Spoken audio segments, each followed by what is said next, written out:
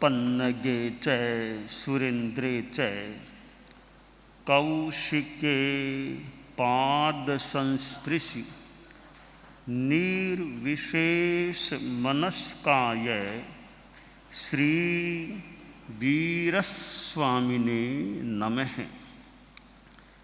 भगवती सूत्र में कहा गया है, उच्चा गोय कम्मा शरीर पयोग बंधे णम भन्ते कस्य कम्मस्य उदएणम।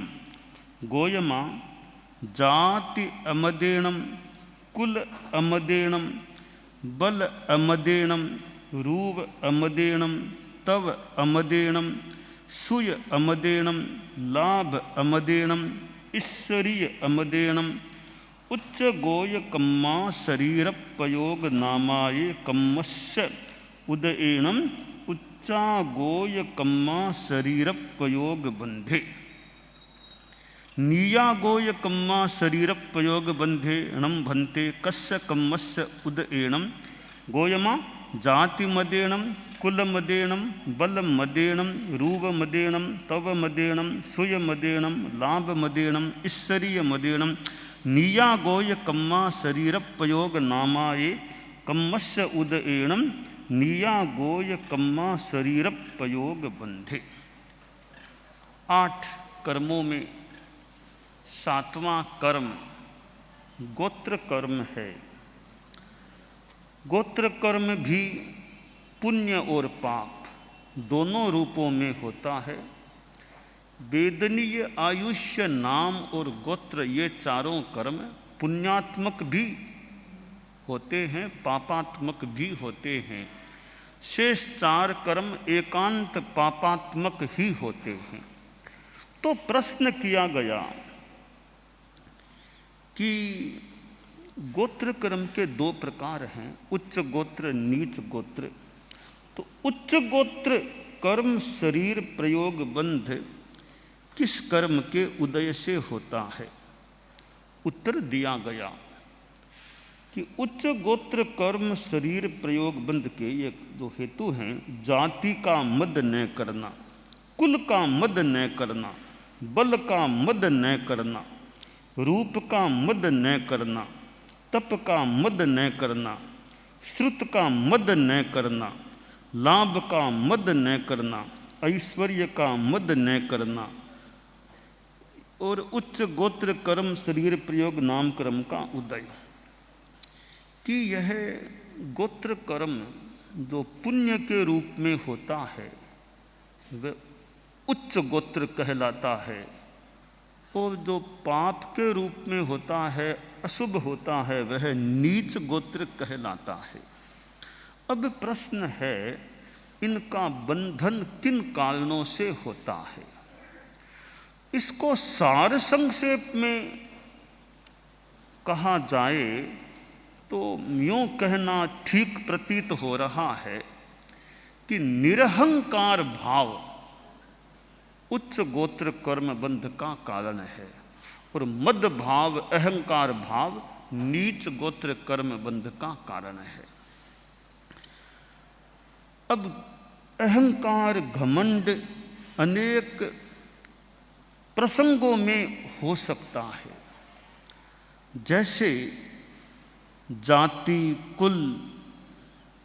कोई आदमी जाति का भी घमंड कर ले, मैं इतनी ऊंची जाति का हूँ, मातृपक्ष पितृपक्ष ये जाति कुल, जन्म जहाँ हो गया वो हो गया, पर मेरा अमुक जाति में हुआ, इसको लेकर घमंड होता है, वो एक त्याज्य है। बाकी जाति पर भी विचार किया जा सकता है, भाई किस जाति का व्यक्ति है, कौन सा परिवेश है और यों जाति का कितना क्या प्रभाव है, यह एक अलग विवेचन का विषय हो सकता है कि कौन सी वंश परंपरा का आदमी है। एक पक्ष है कि संस्कार कैसे, ज्ञान कैसा, योग्यता कैसी, वो भी एक पक्ष है। आज हम लोकतंत्र में देखें, भारत लोकतांत्रिक प्रणाली से संचालित राष्ट्र है, तो यहाँ कोई प्रधानमंत्री बनने के लिए यह नहीं कि अमुक जाति का होगा तो ही प्रधानमंत्री बनेगा, अमुक जाति का होगा तो ही राष्ट्रपति बनेगा, ऐसा कुछ नहीं है।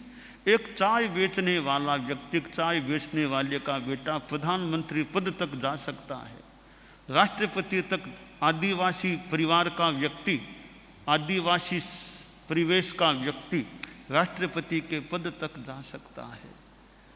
तो जिसको जाति की दृष्टि से भले महत्व न भी दें, पर उच्चतम पद तक वह व्यक्ति भी वर्तमान की लोकतांत्रिक प्रणाली में पहुंच सकता है।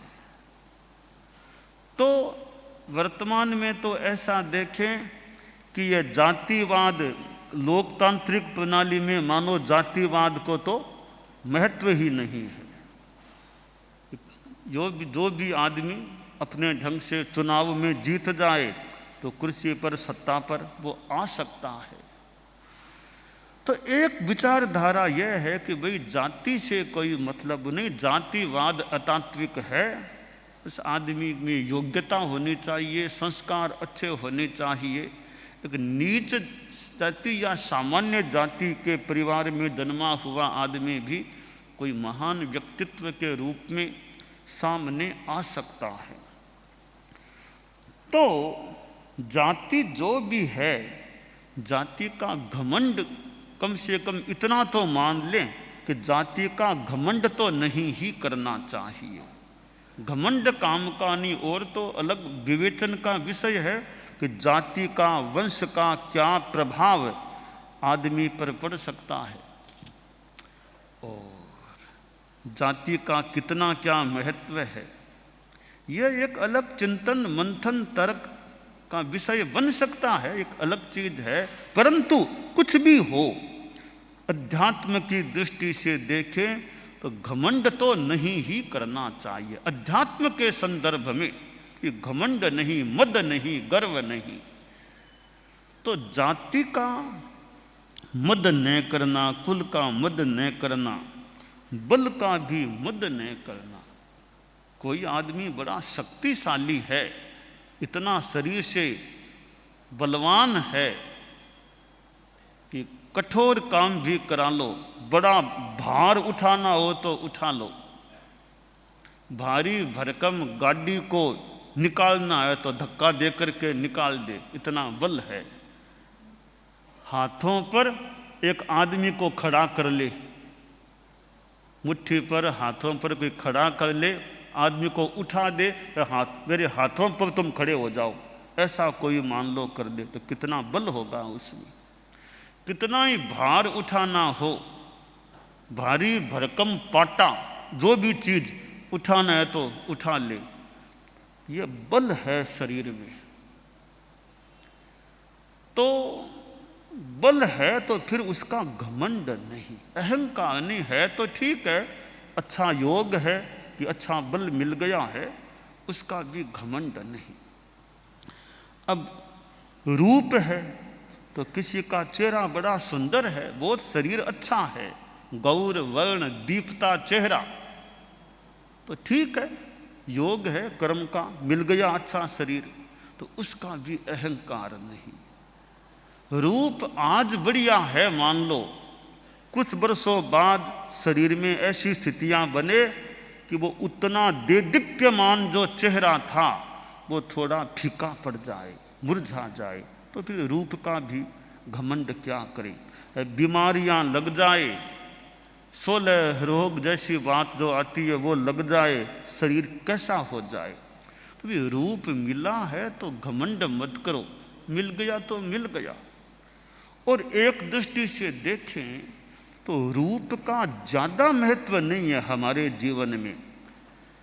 फूट रहा है और चीजें उसमें कैसी है, चेहरा मान लो फूट रहा है, पढ़ाई लिखाई कितनी है, ज्ञान की योग्यता कितनी, संस्कार कैसे हैं, व्यवहार कैसा, ये भी तो बड़े फैक्टर्स हैं जीवन में।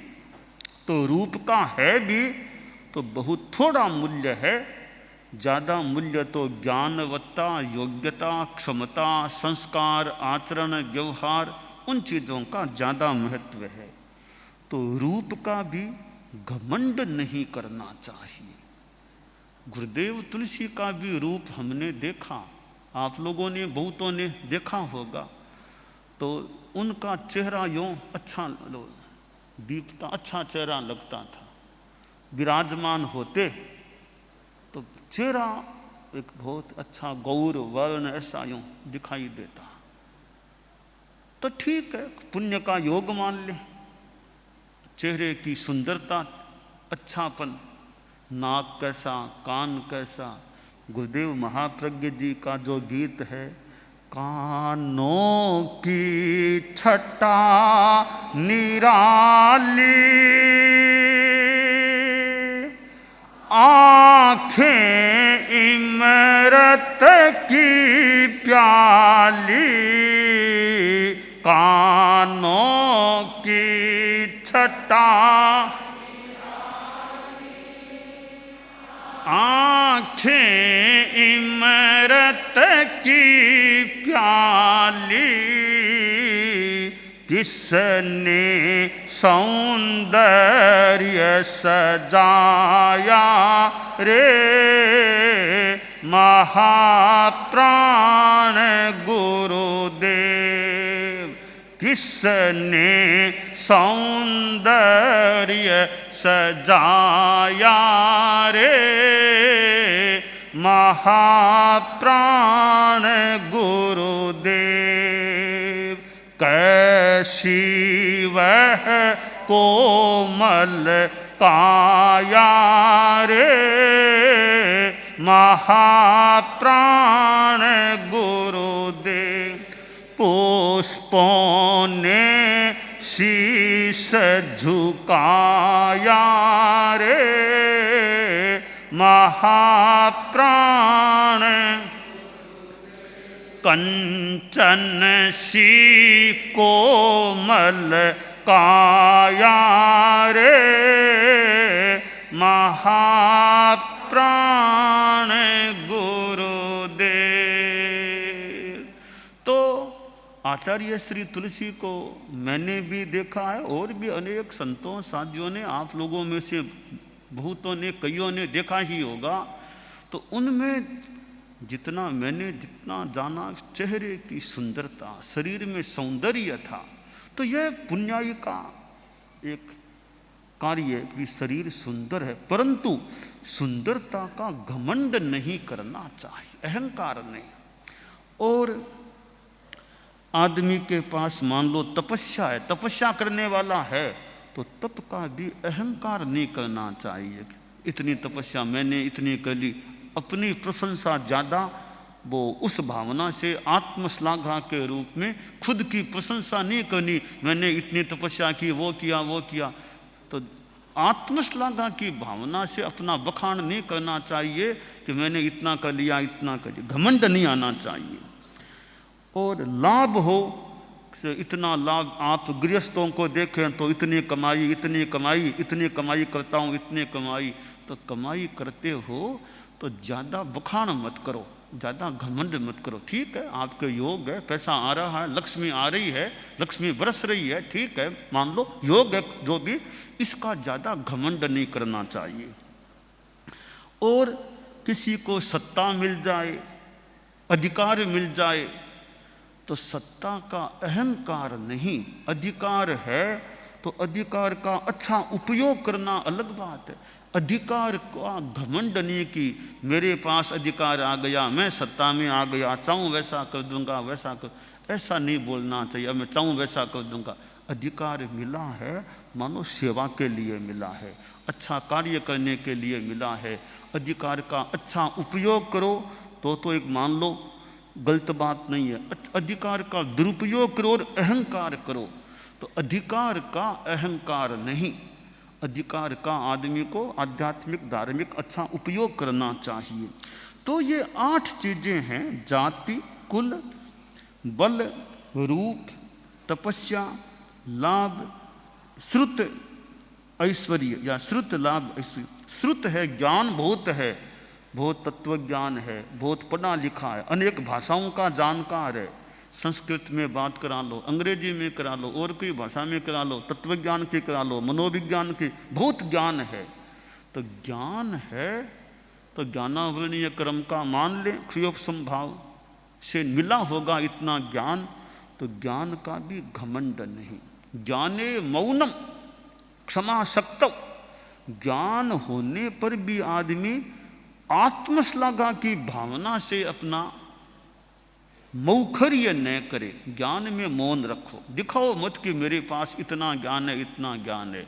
हाँ, जरूरत है वहाँ ज्ञान की बात बताओ, पर अपना ज्ञान दिखाने के लिए ज़्यादा नहीं बोलना चाहिए हमें। और क्षमा शक्तव, शक्ति है, बल है, ताकत है, फिर भी सहिष्णुता, क्षमाशीलता हमें रखनी चाहिए। तो उस भगवती सूत्र में जो बताया गया है कि इन चीज़ों का मद नहीं करने से, अमद के भाव से वो उच्च गोत्र कर्म का बंध होता है। और इन चीज़ों का मद करे कोई तो उल्टा नीच गोत्र कर्म का बंध हो जाता है। उत्तरध्ययनानि में कहा गया कि बंधन एनंग बनते जीवे किंग जनी, बंधन करने से क्या होता है, जीव क्या प्राप्त करता है, कि वंदना करने से उच्च गोत्र कर्म का तो बंधन और नीच गोत्र कर्म का निर्जरण, क्षपण होता है। तो बंधन एक प्रकार से विनम्रता का प्रयोग है, अहंकार विरुद्ध व्यवहार है। तो विनय से, बंधन से नीच गोत्र कर्म की निर्जरा, उच्च गोत्र कर्म का बंध। तो यह गोत्र कर्म है। तो इस संदर्भ में बस मद और अमद, अमद भाव से उच्च गोत्र और मद भाव से नीच गोत्र का बंधन बताया गया है। हमारी दुनिया में कई बड़े पुण्यशाली होते हैं, बड़े प्रतिष्ठित लोग होते हैं, बड़ी इज्जत उनकी होती है। हर दृष्टि से देखो आप, गृहस्थों में देखें, हम साधुओं की भी बात है अलग ढंग की, गृहस्थों की देखें तो समाज में विभिन्न रूपों में प्रतिष्ठा है। कि पैसे की बात करो तो भी बड़ी इज्जत है, साहब बहुत संपन्न आदमी है। और समाज में कह भाई कि पद या पद के लायक भी इनको अच्छे आदमी, इनको पद मिलना चाहिए। कि ज्ञान में अच्छे पढ़े लिखे आदमी, ज्ञान भी अच्छा है। तो समाज में भी कईयों की बड़ी अच्छी प्रतिष्ठा है, तो मानना चाहिए कोई ऐसा पुण्य कर्म का उदय है कि समाज में इज्जत है, प्रतिष्ठा है। और उनके सदाचार की प्रतिष्ठा भी, बड़ा ईमानदार आदमी है, बड़ा प्रामाणिक है, कोई शंका की जरूरत नहीं, इस आदमी को कुछ भी दे दो कर दो, कहीं कोई आशंका मत करो कि क्या होगा, विश्वास रखो, विश्वस्त आदमी है ये। तो विश्वस्तता की भी बड़ी प्रतिष्ठा हो सकती है कि ये समाज के हमारे विश्वसनीय आदमी हैं। तो धर्म संघ के संदर्भ में भी बहुत ये मानिस्ते व्यक्ति हैं, अच्छे श्रावक हैं, इनकी बड़ी इज्जत है, तत्वज्ञानी है, इनकी बात बड़े बड़े भी इनकी बात पर ध्यान देते हैं। तो यह एक पुण्यवत्ता अनेक रूपों में गृहस्थ जीवन में भी हो सकती है। फिर परिवार की अनुकूलता है, परिवार में बेटे पोते सब आज्ञाकारी हैं, मान सम्मान रखने वाले हैं, कहा मानने वाले हैं, तो परिवार में भी अच्छा है। तो ये पुण्य के योग हैं। बस आदमी अपना घमंड से, हम सभी के लिए बात है, हम सभी साधु हो चाहे श्रावक हो गृहस्थ हो, घमंड से हम सभी को बचने का प्रयास करना चाहिए। जिंदगी में कुछ मिला है तो उसका अच्छा आध्यात्मिक धार्मिक उपयोग करें, यह लाभ की बात है। ताकि जो कुछ मिला वो मिल गया, बस घमंड नहीं करना चाहिए।